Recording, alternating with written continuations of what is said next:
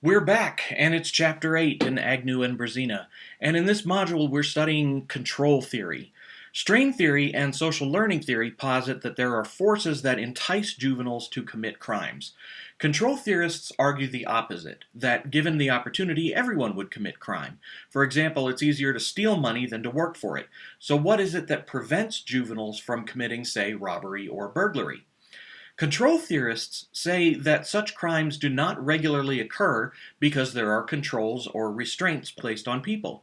These can be tangible restraints, such as being in prison or not having access to a gun, for example, but they can also be intangible restraints, such as social norms, expectations, and beliefs.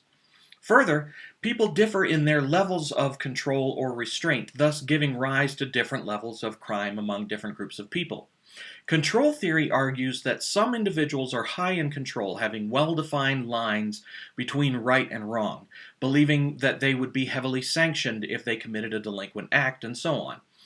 Other individuals are low in control, believing that delinquency is only a little bit wrong and that punishment would be light, if at all. Control, or restraints to delinquency, comes in three types. First, there is the Big Brother, that is from Orwell's book 1984, explanation. Individuals believe that someone is watching over them and sanctioning them for their crimes. This could include family members, school teachers and administrators, police, and so on. This type of control assumes certain rules. Family members and others provide clearly defined rules that prohibit delinquency and opportunities for delinquency. It assumes that there is some sort of monitoring behavior, either directly, an authority figure is actually watching over juveniles, or indirectly, an authority tries to keep tabs on what the juvenile is doing. And in this model, sanctioning of crime or delinquent behavior has to be consistent, fair, and not overly harsh. Despite even the rules and punishments, for example in a school, as controls, some juveniles will commit more delinquent acts than others. Those who commit fewer delinquent acts may have a high stake in conforming to the rules and expectations. The question becomes, what do you have to lose? Those with a lot to lose are more likely to conform. This leads us to the second type of control, which comes from an emotional attachment to others. Juveniles with strong emotional attachments to others, such as their parents, feel they have a lot to lose. Juveniles with weak emotional attachments feel they have less to lose by engaging in delinquency. They feel they have little investment in conventional society. Most people put a lot of time and energy into things like getting an education or a job, earning money, owning a home, and so on. Further, they may have expected investments like getting into a good college or getting a good job somewhere down the line.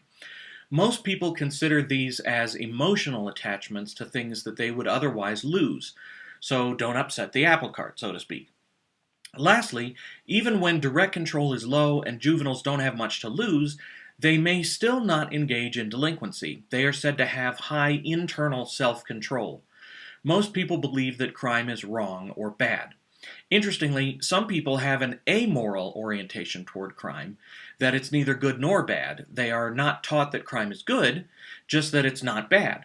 Most juveniles fall into this category, who lack internal control, also suffer from certain behavioral or personality disorders, including antisocial personality disorder, schizoid personality disorder, psychopathy, or sociopathy.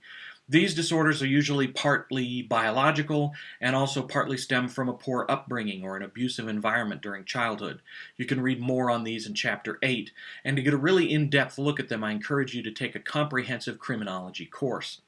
So that's it for me for this module. Be sure to give Chapter 8 a good read through, and I'll see you online.